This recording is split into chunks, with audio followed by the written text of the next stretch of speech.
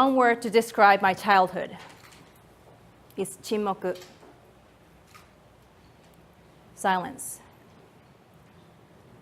I held my breath and shrink myself small.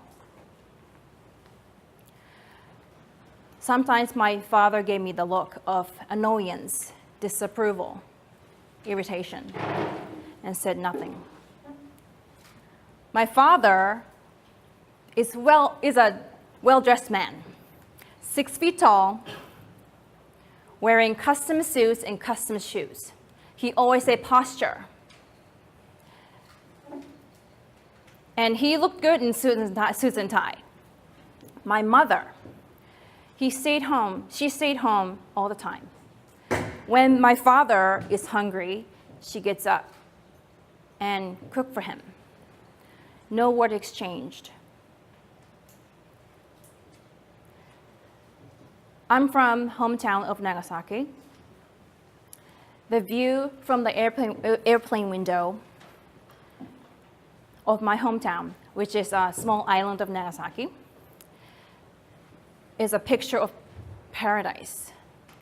It's blue sky, forest green island, sandy beach, beautiful breathtaking ocean, clear turquoise and cobalt blue. But that was not my home. I remember when I was 7th grade, I was looking out the window and thinking to myself, I have to get out of here.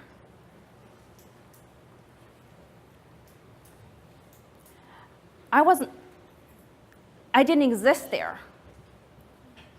I was invisible. I was very small.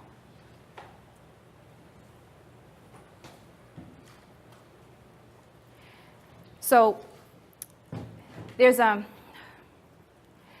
one word to describe my marriage to Ken was 他に行くところがない trapped. He was the first guy I had a conversation. I was a student in Wisconsin, and he was the first guy I had a conversation with. And I thought, oh, he showed me interest. And for me, that was enough to think that, okay, this is it, and marry him. I marry him. And I didn't ask for anything. I didn't take much time. I didn't take much space. I didn't ask for anything. And he showed me interest, right? But I felt trapped. I thought that's all it took to make a marriage. He would provide what I need, and he showed me interest. One word to describe my relationship with Henry was 都合が良かった convenience. How we spend the weekend was he watched TV all day and I sat in front of a computer all day. And it made sense because financially, so I share the rent.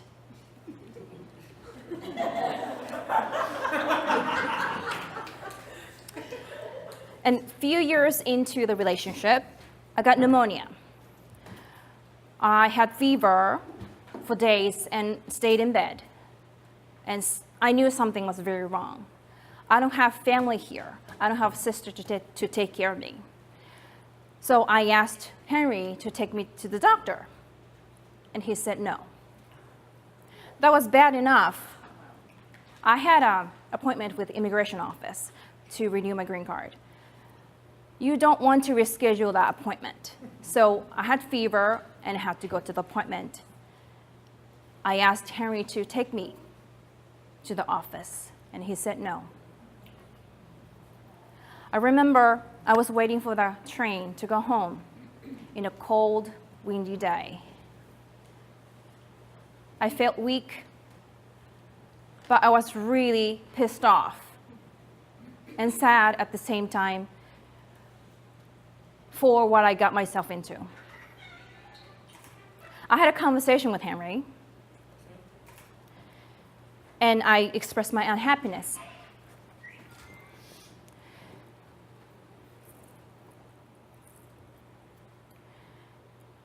And he said, well, we just renewed the lease. I couldn't believe what I heard. 3 years into the relationship. That's all he had to say. And he said, all the relationship over 35 is supposed to be about friendship. Okay, so now, am I to give up being desired and looked at as a woman at age 36? And he was not even a good friend. That was fucked up.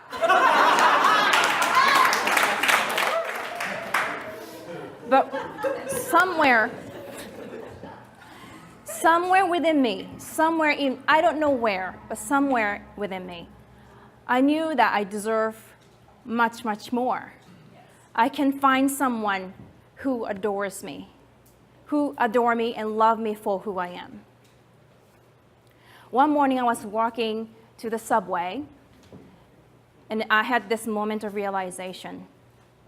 The sun was shining down on me.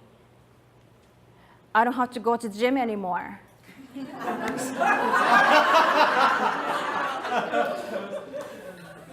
Because whoever loves me is going to love me the way I am right now. I don't have to be size 2 to be loved. It doesn't matter. I don't have to love laundry. I don't have to love cooking. I don't have to love cleaning like a perfect Japanese wife would. I don't have to do any of that to prove anything to anyone.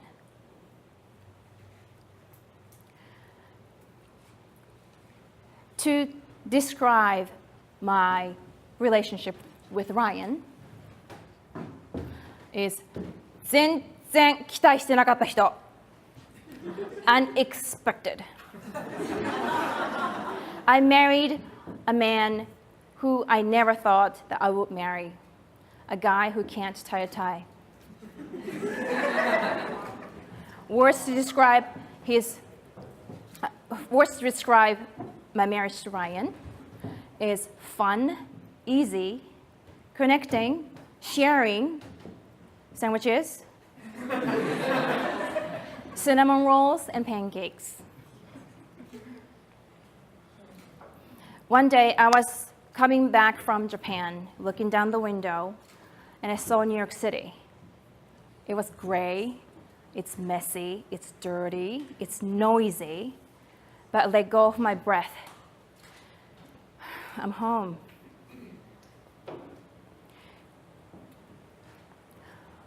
The model that I had for relationships and marriage is my parents. That's the only model that I had. I didn't know anything about how the healthy and loving relationship looked like. For a woman who's single, who can't see the possibility on the other side. For a woman who's over 35 and they're in a unhealthy relationship and they're so afraid to leave because you don't see the possibility of the other side. But I do. I see the possibility in them. So there are 5 things that I want you to take a look at. There are 5 things. You're a woman who would not be anybody's convenience, but women that you stand up for yourself and declare what you want in life. WOMAN. W, why you want to be in a relationship. O, old pattern. You have to take a look at your old pattern and break them. Shift your mindset. And you have to be in action to get what you want. N, new patterns. You have to repeat the new pattern to get what you want. So by knowing these 5 areas, you will avoid the pothole on the journey, and you can get back up when you're face down on the road. The man who you're looking for is not the guy who's living in the castle at the end of the road. It's the guy who would take the journey along with you, even though he doesn't know how to tie a tie.